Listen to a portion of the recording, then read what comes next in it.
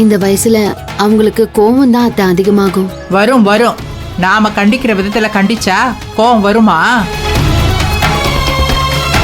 ஈஸ்வரி, செவ்வந்தி சொல்றதும் சரிதான்.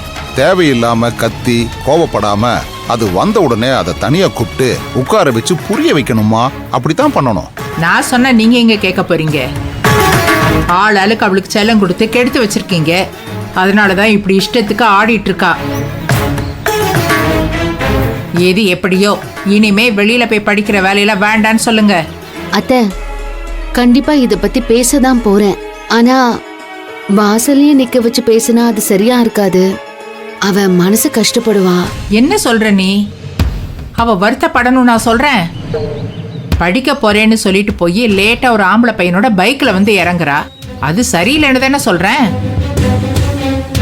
என்னதான் இதெல்லாம் இந்த காலத்துல சகஜம் நீங்க சொன்னாலும் இதெல்லாம் பார்த்துக்கிட்டு என்னால சகிச்சிட்டு இருக்க முடியாதுமா. அப்படி இல்லம்மா, நம்ம வீட்டு புள்ள பாதுகாப்பா நம்ம வீட்டு வாசல்லயே வந்து இறங்குறா. அது நல்ல விஷயம் தானம்மா. அவங்க வீட்டுக்கு போறதுனால தானே பாதுகாப்பு தேவைப்படுது. இதுவே நம்ம வீட்டுல இருந்து படிச்சா அந்த பாதுகாப்பை நாம கொடுத்துட போறோம். நீங்க பேசுறீங்களோ இல்லையோ, இன்னைக்கு நானே அந்த பையன் கிட்ட பேசிடுறேன். அப்படிலாம் அவசரப்பட்டு அந்த பையன்கிட்ட எதுவும் பேசிடாதீங்க. நானே மது கிட்ட பக்குவமா எடுத்து சொல்லிக்கிறேன்.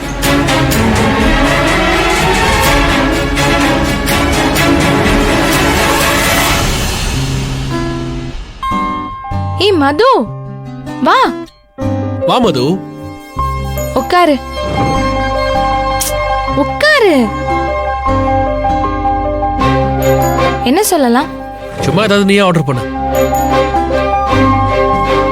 ஏய் மது, என்ன நீ புதுசா பாக்குற மாதிரி சுத்தி முத்தி பாத்துட்டு இருக்க?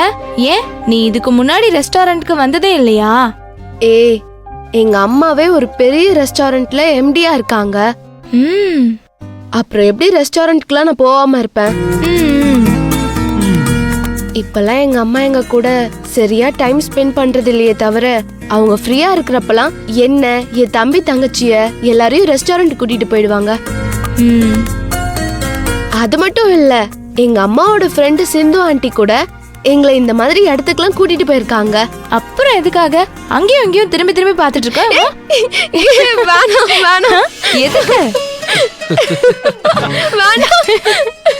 மது, இப்படி சிரிச்சா எவ்வளவு அழகா இருக்கீங்க தெரியுமா? இந்த கியூட்னஸை எப்பவுமே மெயின்டைன் பண்ணுங்க.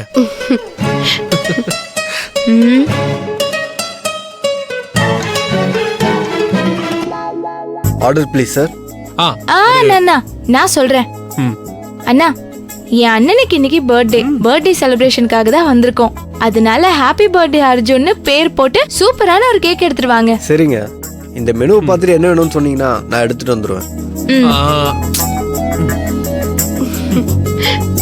ஏய், இது பாரு. இது வாங்கலாம். ஓகே. சாக்லேட் ஃப்ளேவர்ல ஒரு கேக் எடுத்துட்டு வாங்க. சரிங்க.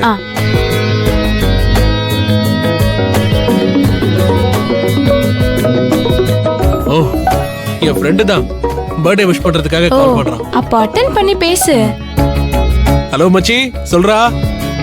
ஏய், தேங்க் யூடா, தேங்க் யூ so much டா.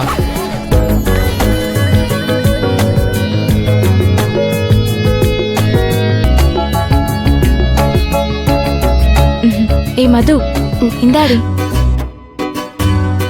என்னடி கிஃப்ட் பாக்ஸ் என்கிட்ட அட பாவி, ஏன்டா அப்படி பண்ணிட்டு இருக்க? சொல்ல வேண்டாம். இது எதுக்கு என்கிட்ட குடுக்குற? என் அண்ணனுக்கு பிரசன்ட் பண்றதுக்காக நேத்து நான் ஒரு gift வாங்கினேன். அப்படியே நீயும் கொடுக்கறதுக்காக உனக்கும் சேர்த்து ஒரு gift வாங்கிட்டு வந்தேன்.